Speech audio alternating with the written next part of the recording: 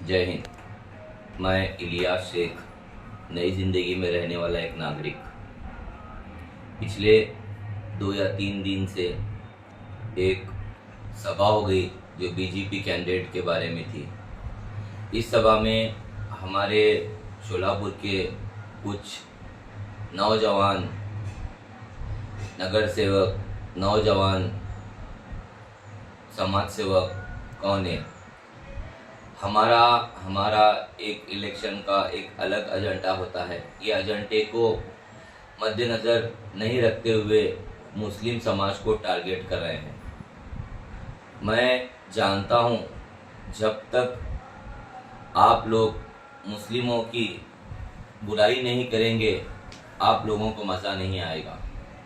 मगर ये भी तो ध्यान में रखो, संविधान सबके लिए हक दिया गया है, ना ही हिंदुओं के लिए ना ही किसी एक मज़हब के लिए।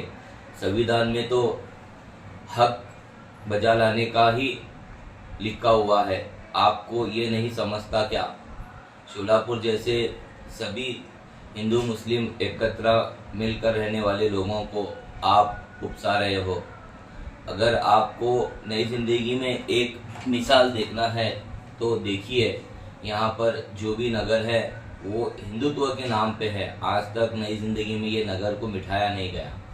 जैसा कि शोभाजी नगर, जैसा कि बसवेश्वर नगर, जैसा कि भीमाशंकर नगर, जैसा कि सिद्धेश्वर भाग नंबर 1, 2, ये नगरों के नाम टोटल हिंदुओं के हैं। आज तक मुसलमानों ने ये नाम को बचा के रखा हुआ है, ना ही नाम मिटाया है। और दूसरी मिसाल आपको दूं, आप सिविल हॉस्पिटल में जाकर देखिए, यहाँ के जो कर्मचारी है वो मिनिमम 25-30% मुस्लिम है, और यहाँ के जो साफ सफाई वर्कर है वो मुस्लिम है।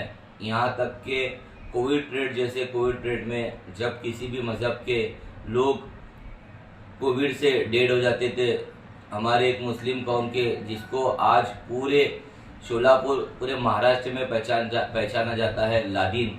ये लादिन ने कभी उस लाश को उठाते वक्त नहीं समझा कि ये हिंदू का है या मुसलमान का है या सिख का है या दलित का है। तो आप कौन होते हो मुसलमानों को नाम रखने वाले?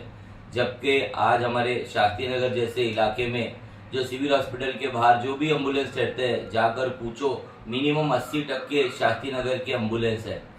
यहाँ तक कि आज आप एक बात का नारा लगा रहे हैं कि एमआईएम ने कांग्रेस पार्टी को सपोर्ट किया, एमआईएम ने कांग्रेस पार्टी को सपोर्ट किया।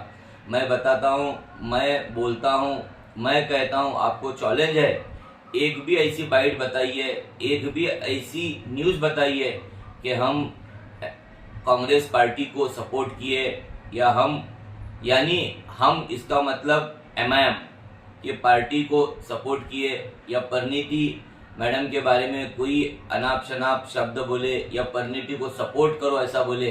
अरे तुमको तो डर लग रहा है एमआईएम पार्टी से, तुमको तो डर लग रहा है मुसलमानों से, तुमको तो डर लग रहा है आज गुलबर्गा के इलेक्शन से, तुमको तो डर लग रहा है कर्नाटकों के इलेक्शन से। जब मुसलमान एक हो जाते हैं तो मुसलमानों की ताकत आपको पता चलती है। आपको अगर आपके पास दम है तो मुसलमानों को भी इलेक्शन में लीजिए, मुसलमानों को भी एक खासदार की सीट देकर देखिए। जब समझ में आएगा कि मुसलमान खासदार बगैर किसी कौम